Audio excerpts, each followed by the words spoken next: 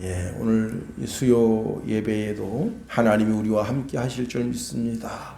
예수님께서는 우리에게 말씀하시기를 두세 사람이 내 이름으로 모인 곳에 나도 그들 중에 있느니라 말씀하십니다. 수요 예배 점점 드리기가 힘들고 어렵잖아요. 사실 전국에 많은 교회들이 있지만 6만 5천 개 정도의 교회가 있다고 하는데 예배를 드리지 않는 교회도 많이 있을 겁니다. 그러나 우리는 비록 소수지만 코로나 전국에 그래도 주의 전에 나와서 예배하는 하나님의 백성입니다. 우리는 늘 영적으로 깨어 있어야 되는 겁니다. 제가 이제 군생활 할 때 제가 해안대대인데요. 거기에 특무상사님이 계셨어요. 우상사님이라고. 그분한테 내려오는 전설적인 이야기가 있는데 이것은 믿거나 말거나 그런 이야기예요. 근데 제가 이제 그분에 대한 소개를 들었는데 무슨 이야기를 들었는가 하면 그분이 원래는 22사단의 철책 경계부대의 하사관이었습니다. 그런데 그분이 이제 휴가를 갔다 이제 가게 됐는데 휴가 가는 그 무렵에 그때는 이제 아주 옛날 그 유교 직후라 철책이 형편없었어요. 북한군 그놈들이 이제 작정하고 대한민국 그 초소로 넘어와서 전부 다 죽이고 귀를 잘라갔다는 겁니다. 33명의 귀를 잘라갔대요. 그리고는 자기는 이제 휴가 갔다 오니까 자기 그 초소 병력이 다 죽은 거예요. 그래서 이 우하사가 그때 당시 이제 UDT 뭐 이런 특수부대 가서 훈련을 자기 시켜달라. 가서 훈련을 했습니다. 한 6개월 정도 훈련을 한 다음에 똑같이 자기 부대원 죽인 그 부대를 찾아가서 전부 죽이고 북한군 코를 베었다. 이건 믿거나 말거나요. 하여튼 그분한테는 그런 전설이 있었습니다. 메가다 장군이 이런 말을 했어요. 전투에 실패한 지휘관은 용서할 수 있지만 경계에 실패한 지휘관은 용서할 수 없다 했습니다. 초병은 반드시 깨어 있어야 되죠. 즉 자신의 의무에 충실해야 되는 겁니다. 그럴 때 그 부대가 사는 겁니다. 다니엘서 5장에 보면요. 벨사살 왕이 귀인 1000명을 초대해서 잔치를 벌입니다. 자, 귀인 1000명을 초대해서 잔치를 벌일 수도 있고 또 5000명을 초대해서 잔치를 벌일 수가 있고 10,000명을 초대해서 잔치를 벌일 수 있죠. 잔치를 벌이는 건 뭐 나쁜 것은 아니에요. 그런데 잔치를 벌이다가 은근히 교만한 마음이 들었습니다. 그래가지고 그 예루살렘 성전에서 가져온 은, 금 이런 그릇들을 내와라.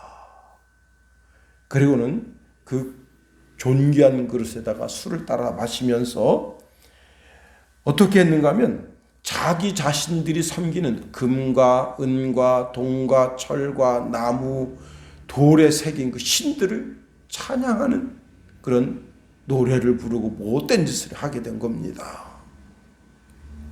그때 촛대 맞은편 벽에 손가락이 나와서 글씨를 쓰게 됐어요. 그러니 모든 사람들이 아연질색하는 거죠. 그런데 그 글씨를 읽을 수도 없고 읽을 수가 없으니 더 해석할 사람이 없습니다. 그래서 이 벨사살 왕이 누구를 막론하고 이 글자를 읽고 그 해석을 내게 보이면 자주색 옷을 입고 금사슬을 그 옥에 걸어주리니 그는 나라의 셋째 통치자로 삼으리라 하고 선언했습니다. 그때 다니엘이 그 글씨를 읽었어요. 메네 데겔 우바르신이라고 하는 글인데 메네는 하나님이 이미 왕의 나라의 시대를 세워서 그것을 끝나게 하셨다 하며 데겔은 왕을 저울에 달아보니 부족함이 보였다 하며 베레스는 왕의 나라가 나뉘어서 메대와 바사 사람에게 준 바 되었다 함입니다 라고 해석을 했습니다.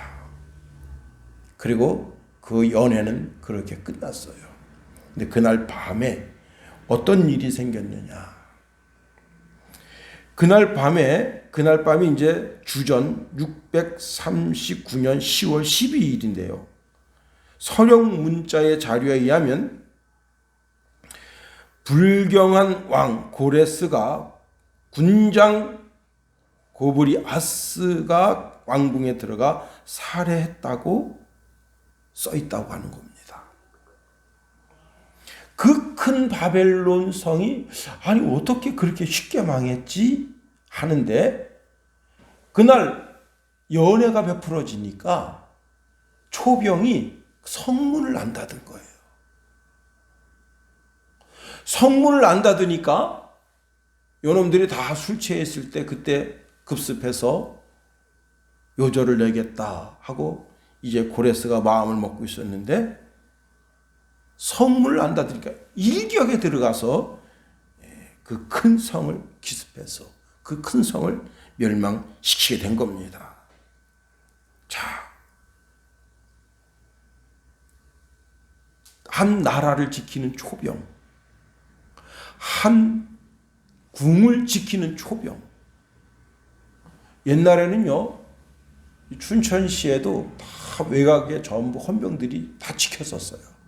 불순한 사람이 이 도시에 들어오는가 들어오지 않는가 그거 다 지켰었어요. 서울도 마찬가지죠. 서울도 사방팔방에 헌병들이 또 경찰들이 다 지켰었어요.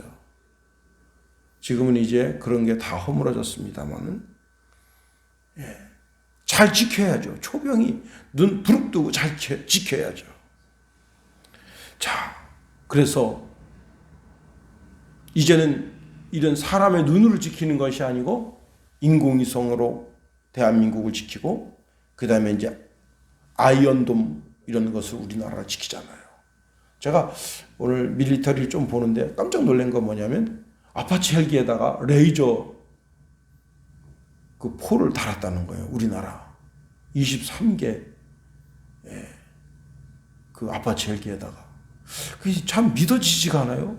아니 레이저 빔 대포는 미국에나 있는 줄 알았더니 우리나라도 지금 그걸 달았다. 달 계획을 이야기한 건지 달았다고 나왔거든요. 야, 참. 하여튼지 간에 아이언돔 가지고 1200km를 지킨대요. 아이언돔으로. 비행기 뜨고 내리는 거 그냥 그거 미사일이 날라오면 방어하도록 북한을 경계하고 중국을 경계하고 일본을 경계하고 더 나가서 러시아를 경계하고 또 미국이라도 경계를 해야죠. 영원한 우방이 없는 거예요. 영원한 적도 없는 것이고 그런 것처럼 우리가 영적으로도 늘 깨어 있어야 되는 거예요. 영적으로 늘 감시를 해야 되는 거예요. 우리는 영적인 초병이다. 영적인 파수꾼이라고 하는 겁니다. 우리가 늘 영적으로 깨어 있어야 돼요. 우리가 육신의 잠을 자면서도 영적으로는 깨어 있어야 되는 겁니다. 또 우리는 게으름을 피울 수가 없어요. 더욱더 신앙의 잠을 자면 안 되는 겁니다. 하나님께서는 여러분과 저를 이 나라의 영적인 파수꾼으로 세우셨다 하는 겁니다. 그래서 나 자신을 위해서도 기도하고 우리 가정을 위해서도 기도하고 교회를 위해서 기도하고 내가 학교 학생이면 학교를 위해서 기도하고 직장인이면 직장을 위해서 기도하고 사업인이면 사업장을 위해서 기도하고 나가서 춘천시를 또 강원도를 나가서는 서울을 위해서 또 그 다음에 대통령을 위해서 장관들 차관들 또 그 다음에 이제 사업하시는 분들을 위해서 기도하고 우리가 기도로 악의 권세를 묶는 그런 일을 해야 되는 겁니다. 로마서 13장 11절에 보니까 또한 너희가 이 시기를 알거니와 자다가 깰 때가 벌써 되었으니 이는 이제 우리의 구원이 처음 믿을 때보다 가까웠음이라 했습니다. 마태복음 26장 11절에도 보면 41절에도 보면 예수님이 이렇게 말씀하십니다. 시험에 들지 않게 깨어 기도하라. 마음에는 원인으로 돼 육신이 약하도다. 항상 깨어 있으라. 항상 깨어 있으라. 목사도 항상 깨어 있어야 되죠. 장로도, 권사도, 집사도, 평신도도 항상 깨어 있어야 되는 겁니다. 항상 깨어 있어야 자기 영혼을 지키는 거예요. 자기 영혼을 지키지 못하면 어떻게 되겠어요? 자기 영혼을 먼저 지키고 수신제가라 했잖아요. 응? 자기 가정도 못 지키고 영적으로, 그리고 어떻게 나라와 민족을 위해서 헌신하겠다 하는가 하는 겁니다. 그렇습니다. 항상 깨어있는, 영적으로 항상 깨어있는 여러분과 저가 될 수 있게 되길 예수님의 이름으로 축원해 드립니다. 자, 오늘 본문에 보면 드보라가 먼저 영적으로 깨어 있었습니다. 그랬더니 바락 장군이 영적으로 일어났습니다. 우리가 지난주에 살펴봤잖아요. 연것을. 그 나라에 그래도 좀 큰, 한 나라의 도지사, 한 나라의 족장, 뭐 이런 그런 분들이 먼저 영적으로 일어났습니다. 영적으로 정신을 차린 거예요. 아, 정말 나라와 민족을 위해서 우리가 헌신해야 되겠구나. 우리가 정말 깨어 있어야 되겠구나. 그리고 어떻게 됐어요? 알고 보니까 그 밑에 있는 하부 조직의 10부장들, 또한 50부장들, 100부장들, 이런 사람들도 다 영적으로 깨어서 자기 자신을 헌신한 거예요. 그러니 나라가 되는 거예요. 아, 누가 내 대신 해주겠지. 누가 내 대신 나라와 민족을 위해서 짐을 져주겠지. 그렇게 태만한 생각을 가지고 있으면 일본이 우리나라를 경영하는 거예요. 미국이 우리나라를 경영하게 되는 거예요. 중국이 우리나라를 경영하게 되는 거예요. 주권도 다 내주고. 그럼 안 되는 거예요. 지킬 건 지켜야지. 영적으로 깨어있고 육적으로도 깨어있고 마음적으로도 깨어있어야 되는 거예요. 그렇습니다. 온 나라가 깨어있으니 놀라운 변화가 일어나게 됩니다. 자, 10절 말씀 보세요. 10절 시작. 흰 나귀를 탄 자들, 양탄 자에 앉은 자들, 길에서 행하는 자들아 전파할지어다. 자, 흰 나귀라고 그랬는데요. 이 흰 나귀라고 하는 것은 아무나 이 흰 나귀를 타는 게 아닙니다. 이스라엘의 아주 지도자들, 근동 지역에서 흰 나귀는 아주 고귀한 그런 의미가 있어요. 자, 고대 근동 지역에서 교통수단이 다 나귀죠. 그런데 흰색 나귀는 아주 드문 나귀예요. 여러분, 그 백호도 드물죠. 흰 사자도 드물어요. 아주 오래전에 경북 영천에 흰 송아지가 태어난 거예요. 이건 참 좋은 징조다. 사실 그게 아니잖아요. 그죠? 과학적으로 보면 그게 염색체가 부족해서 그렇게 된 건데, 이게 참 길조다. 길한 사인이다. 그렇게 이야기하는데, 하여튼 흰색 나귀는 깔끔해 보이고 깨끗해 보이고, 자동차로 말하면 아마 람보르기니 뭐 이 정도 되는, 값도 비싸고. 그런데 그때 당시에 그렇게 흰색 나귀가 있으면 어떻게 해요? 시스라가 다 뺏어가는 거예요. 응? 야, 이거 존귀한 건 내놔라 이놈들아. 너희들은 찌끄러기 같은 거나 타라. 그리고 뺏어가는 거예요. 또 여기 양탄자. 오늘날도 사실 양탄자를 쓰기가 쉽지가 않아요. 응? 양탄자를 깔고 사는 사람은 아주 부지런해야 돼요. 왜? 양탄자 밑에 그냥 먼지 거기 벌레 온상이에요. 그래서 늘 항상 양탄자는 깨끗하게 청소를 해야 되고, 그리고 그 깨끗하게 청소를 하려면 어떻게 돼? 하인이 있어야 쓰는 거예요. 하인이 없으면 그 양탄자 깨끗하게 청소를 못해. 거기다 음식물 조금만 흘려보세요. 양탄자는 진짜 아주 귀족인들이 타는 거예요. 그런데 양탄자를 딱 깔아놨습니다. 시스루가 따가서 이거 봐라. 야, 가져가자. 당장 뺏기는 거예요. 그 다음에 길가에 행인들이 있었다 했어요. 자, 이 행인들은 뭐냐? 행상인데, 행상. 사실 지금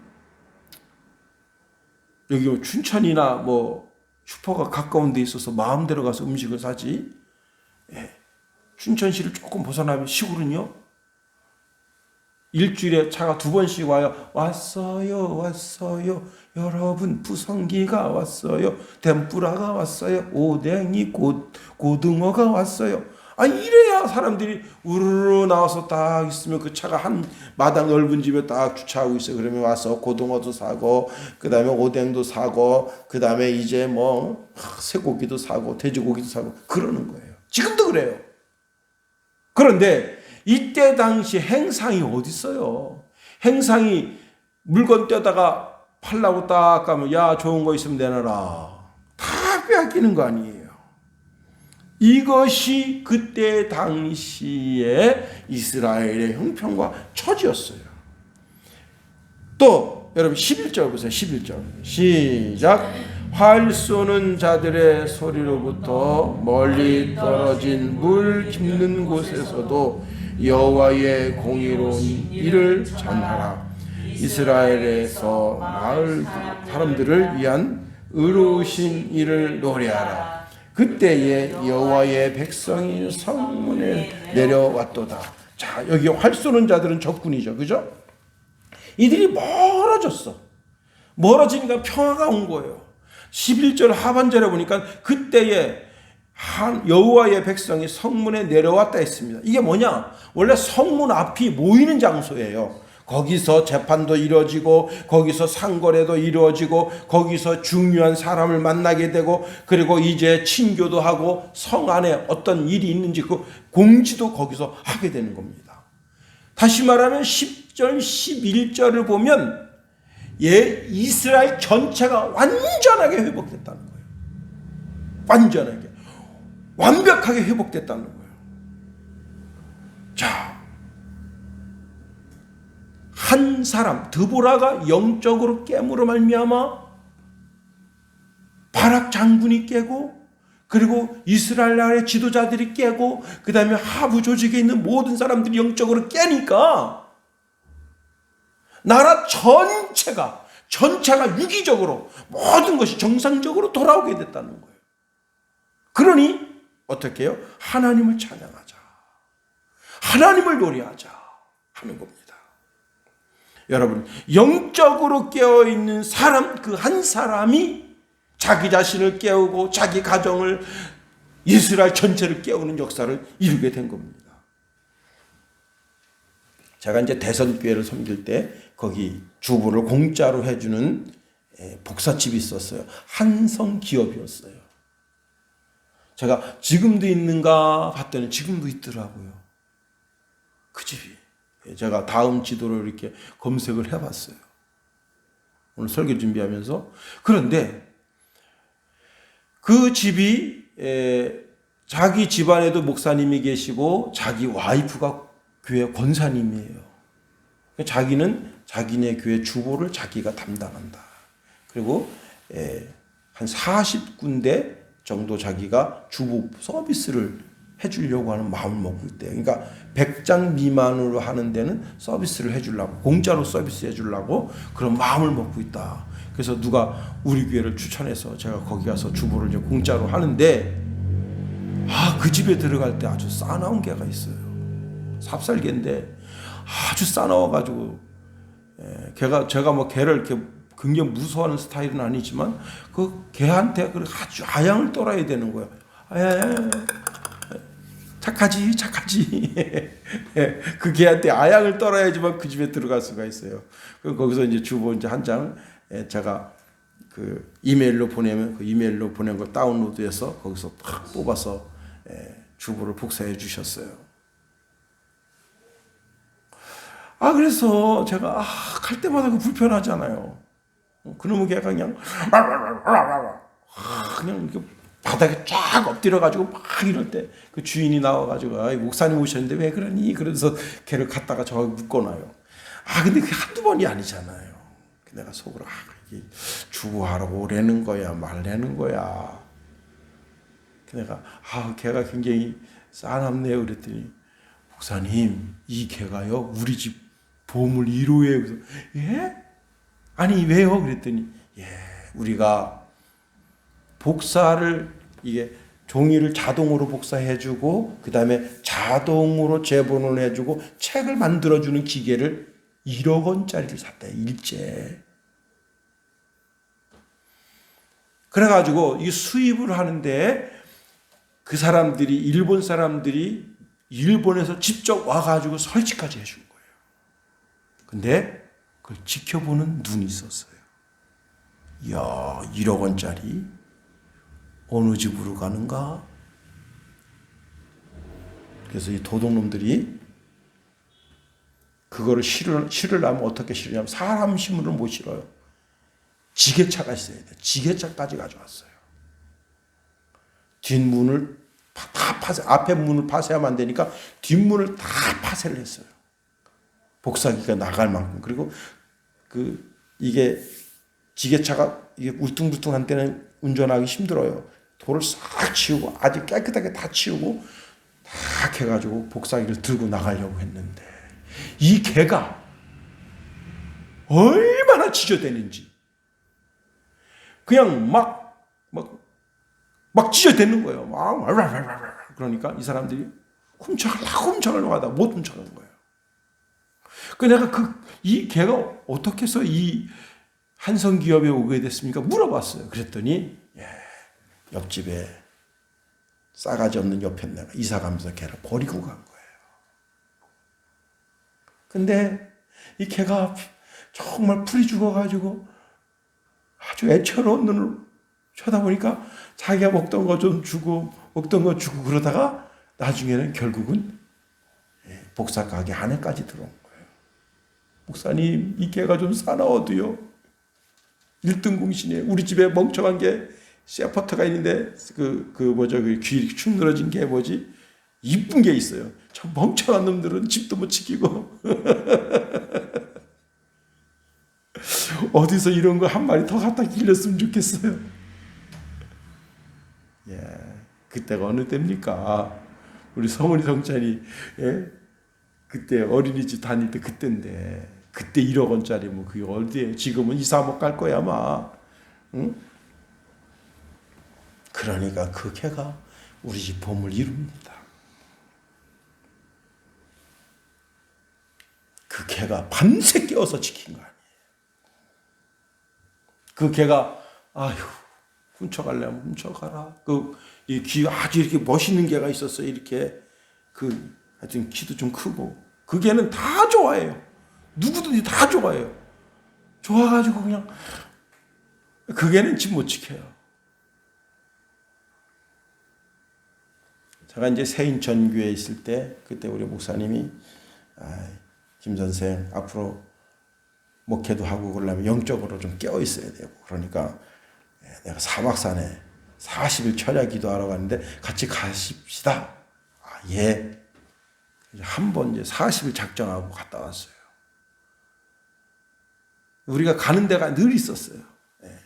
한 1시간 정도 올라가서 자리 펴고 거기서 잠깐 예배 드리고 그리고 이제 3시 반까지 각자 이제 막 소나무 뿌리 붙잡고 기도하고 막 그렇게 하는 건데 그렇게 1차 끝났는데 2차 또 하기로 했어요. 해서 한 16일쯤 됐어요. 근데 그날은 목사님이 우리가 좀 이번에는 조금 더 좀 올라가 보자고. 그래서 얼마를 올라갔느냐? 1시간 50분 올라갔어요. 그때 거기가 어디냐? 자살바입니다. 사막산. 거기 3명의 권사님이 그 자살바위를 지켜요. 근데 우리가 막 같이 예배 드리다가 아주 그날 특별한 은사가 왔는데 조름 은사가 왔어요. 우리가 한 10명 정도 갔는데 다 자요. 근데 그 권사님들도 조름 은사가 와가지고 다 자요. 저만 깼어. 근데 제가 왜 깼냐면 저도 처음에 막 졸았었어요. 낮에는 이제 일하고 그 다음에 잠깐 집에 와서 이제 밥 먹고 눈을 붙여요. 10시까지 교회를 가면 그때 이제 봉고차 타고 사막산으로 가서 그리고 이제 새벽 3시 반에 거기서 이제 잠깐 모여서 마무리 기도하고 4시에 타고 내려오는 거예요.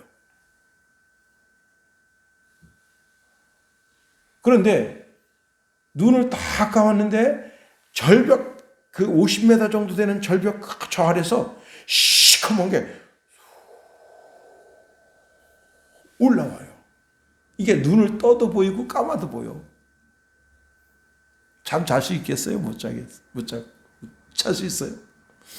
그래서 그게 쫙 올라오면 그 시커먼 것이 이게 다 잘 졸고 있는 사람들 이렇게 쳐다보고 있어요. 내가 두 손 들고 쫙 그러면 안 되겠다. 쑥 내려가요. 그럼 또 다른 게 하나 올라와. 세 개가.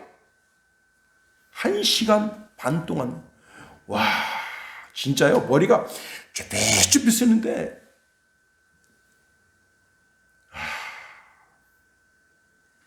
또 그냥 밑에부터 시커멓게 슉 올라와서 다 자는 걸 이렇게 지켜봐요. 그 누구한테 들어갈까봐 그 귀신이. 응? 그래서 그냥 두 손 들고 쫙 하면 안 되겠네. 근데 우리가 3시 반에 이제 3시 반 됐잖아요. 그때 이제 한 사람씩 다 일어나더라고. 근데 그 권사님들이 뭐라 그러는 줄 알아요? 아우, 우리 전사님 때문에 잠 잘 잤네요.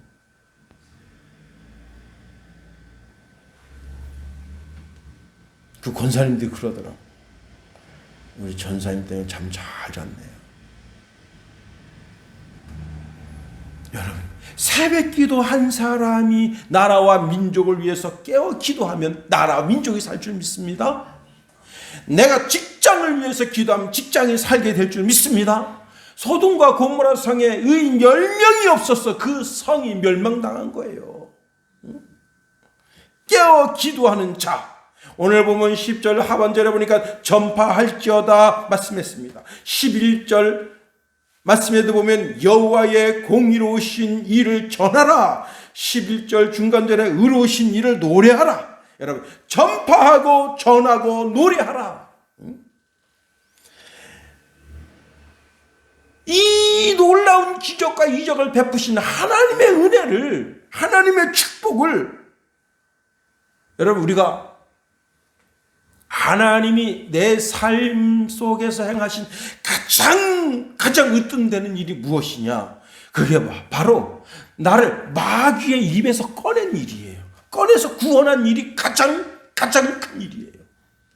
왜? 하나님께서 하나님의 전능성을 사용하시는데, 우리가 하나님을 전능하시다고 하시잖아요. 전능하신 하나님 그렇게 말하는데 그 전능성을 사용하시는데 천지 만물을 창조하는데도 전능성을 사용하지 않으셨어요. 온 우주를 운행하시는데도 전능성을 사용하지 않으셨어요. 그러면 하나님이 그 전능성을 사용하신 때가 어느 때냐? 예수님이 십자가 달려서 피 흘릴 때도 전능성을 사용하지 않으셨어요. 예수님 부활하실 때도 전능성을 사용하지 않으셨어요. 나를 마귀의 입에서 꺼내서 내 영혼을 살게 할 때 그때 하나님의 모든 전능성을 쓰신 거예요. 그러니 우리가 왜 하나님 찬양 안 하겠습니까? 이 은혜를 깨달으면 하나님의 공의로우심, 하나님의 의로우신 일을 우리가 선포해야 되죠. 아니 지금 야빈의 그 입 안에서 우리를 꺼낸 거 아니에요. 이스라엘 백성들을 시스라의 그 900개의 철 병거에서 꺼낸 거 아니에요. 그러니 왜 하나님을 찬양 안 합니까? 하나님을 노래해야죠. 그래요. 여러분 야엘이라고 하는 여자가 시스라를 쳐 죽인 그날부터 어떤 일이 벌어졌느냐? 사사기 4장 24절에 보니까 이스라엘 자손의 손이 가나안 왕 야빈을 점점 더 눌러서 가나안 왕 야빈을 어떻게 진멸했대. 진멸. 그러니 왜 우리가 하나님 찬양 안 합니까? 흰 나귀가 남은 종기한데 감춰야 됐잖아요. 양탄자를 사다가 집에 놓고 깔지도 못했었잖아요. 마을에 마음 놓고 다닐 수도 없었잖아요. 그런데 우리에게 진정한 자유를 주신 그 하나님께 왜 찬양 안 합니까? 그 하나님을 찬양해야죠. 마음껏 노래해야죠. 시편 98편 1절 말씀에 보니까 새 노래로 여호와께 찬송하라. 그는 기이한 일을 행하사 그의 오른손에 거룩한 팔로 자기를 위하여 구원을 베푸셨도다. 나를 구원해 주신 하나님, 이 나라를 구원해 주신 하나님. 여러분, 특별히 우리나라, 제가 참 병원에 가서 오늘 어머니 약사로 병원에 갔다가 유튜브를 봤는데 어떤 쓰레기 같은 인간이 이런 말합니다. 러시아 사람인데 자기가 한국에 산 지 14년 됐대요. 그런데 무슨 말을 하는가 하면 한국에 잘 살게 된 것은 한국인 스스로가 근면건실해서 잘 살게 됐다. 웃긴 소리 하지 말라고. 한국이 잘 살게 된 것은 일제강점기 그 35년 5개월 동안 일본이 여기가 대한민국이 제2의 일본이라고 생각해서 모든 기술자들에게 당대 최고의 기술을 가르쳐줬기 때문이에요. 무슨 참네요. 미국이 가르쳐준 게 아니에요. 러시아가 중국은 우리보다 더 못해. 신의지에다가 화학 공장을 세우고 저 북한 지역에다 얼마나 많은 공장을 세웠어요. 다 거기 기술자들이 한국 사람이었어요. 한국 사람. 일본은 우리를 제2의 일본이라고 생각한 거예요. 그래서 제2의 일본 국민으로서 자기가 총알바지 나간 거예요. 뭐 강제 징집한 줄 알아요? 그리고 위안부 문제도 마찬가지. 위안부들도 물론 강제로 끌려간 사람이 왜 없겠어요? 있지. 그러나 그 중에는 상당부 군부대 주위에 얼쩡거리면서 성을 팔면서 돈 버는 여자들이 왜 없었겠어요? 지금도 있는데. 지금 가평에 러시아 여자들이 수두룩하게 와 있잖아요. 돈 벌려고. 응? 뭘 부정하려고 하는 거예요, 뭐를. 완전히 일본화 됐다고, 일본. 응? 35년 5개월 동안 일본이었다, 우리나라가. 그런데 어떻게 됐어요, 하나님이? 일본이 독일이 무너지는 걸 보고 우리도 무너지겠구나. 그래가지고 여러 번 연합군 측에다가 여러 번 항복 의사를 타진했대. 3번 타진했대. 근데 미국이 그냥 때려버린 거예요. 열받아가지고 핵폭탄으로. 8월 6일 날 8월 15일 날 일본 천황이 항복 문서를 낭독한 겁니다. 독립군이 어디서 뭘 했어요? 독립군 같은 소리 하지 말아요. 하나님이 주신 걸 그렇게 무슨 독립군이 어쩌고 저쩌고. 하나님이 전적인 선물로 주신 거예요. 왜? 1919년 장대한 교회에서 대회개하고 목사들이 장로들이 정말 하나님 앞에 대회개하고 운동해서 있었는데 일제 시대 때 뭐 했습니까? 신사 참배해서 하나님 매를 때린 거 아니에요. 우상 섬기니까. 응? 참 이상한 논리로 풀어가요, 역사를. 정신 차려야 됩니다. 하나님이 선물로, 예수 믿는 이 나라의 선물로 광복을 주십니다. 왜 우리가 그 하나님 찬양하면 안 됩니까? 전국 강산 곳곳에 교회를 세워서 하나님께 영광을 올려드리면 안 되겠습니까? 그래요. 제가 어제 선배 목사님 사모님 소천에서 거기 빈소에 다녀왔는데 그 목사님 그래요. 참 우여곡절 갈등도 많고 마음이 참 불편하신 것도 많은데 이런 말씀 하시는 거예요. 자기가 수요일마다 예배를 드리는데 평생 예수 안 믿다가 할 수 없이 거기 주간보호센터라고 해서 온 분이 할아버지가 있는데 85세. 근데 거기 와서 계속해서 똑같은 설교를 하는 거예요. 하나님 당신 사랑하십니다. 당신 사랑해서 예수님 이 땅에 보내주셨는데 누구든지 예수님 믿으면 구원받게 해주시는 거예요. 그리고 천국 가게 해주시는 거예요. 그 노인네들, 치매 걸린 사람, 정신적인 문제가 있는 사람, 그 사람한테 뭐 이렇게 저처럼 이렇게 설교한다고 해서 알아듣겠어요? 못 알아들으니까 그 목사님이 늘 똑같은 설교를 하는데 이 85세 된 할아버님이 자기 집에서 가서 자기 딸한테 말한 거예요. 나 예수 믿기로 했다. 왜요? 그래서 거기 그 목사님이 누구든지 예수 믿으면 천국 간다는데 이왕 가려면 극락보다 천국이 낫지 않겠냐. 천국 갈란다. 예수님이 나를 위해서 죽었다네. 그래서 그 딸이 권사인데 당장 전화로 목사님 감사합니다. 우리가 아버님을 위해서 평생 기도했는데 예수 안 믿겠다고 그냥 딱 잡아댔는데 주간보호센터 가서 예수 믿겠다고 저렇게 하니까 너무너무 감사합니다. 그리고는 헌금 100만 원 했더래요. 그 하나님 왜 찬양 안 합니까? 자, 하나님의 의로우심을 노래하자. 하나님의 공의로우심을 찬양하자. 여러분, 내 평생 하나님 찬양하고 하나님께 영광 올려드린 삶, 이 복된 삶. 야, 나는 너무너무 감사하잖아요. 자, 제가 어떤 목사님하고 통화를 했는데 우리 노예에서 가장 복받은 사람이 김용호 같다 그래요. 근데 왜 그랬더니 일단 사모님이 착하다. 그 다음에 두 아들이 그냥 그렇게 그냥 그러면서 그분이 뭐라고 말씀하시냐면 자기 교회 와가지고 나는 이제 그런 기억이 없는데 자기 교회 와가지고 형 총싸움하자 그러더니 자기네 교회를 이 밑에를 막 겨다니면서 빵빵빵빵 그러는데 목사님이 야 제발 좀 그만 좀 해라 그러는데 여기서 더 놀면 안 돼요. 그래서 그러면 더 놀아 할 때 그냥 교회 바닥 강대 상이고 막 빵빵빵빵빵빵 그러는데 어떤 목사님 아들이 놀고 싶은데 못 노는 거예요. 자기는 놀고 싶은데 못 노는 거 왜? 기가 눌려가지고 하도 집에서 애를 뻑질러가지고 뻔히 쳐다보고 있는데 그 두 아들로 어떻게 컸는지 보고 싶다 이게. 이게 얼마나 감사합니까? 예수 믿고 구원받은 것도 감사한데 목사 된 것도 감사한데 이게 이쁜 마누라 토끼 같은 새끼들을 주셔가지고 얼마나 감사합니까? 다 감사하죠.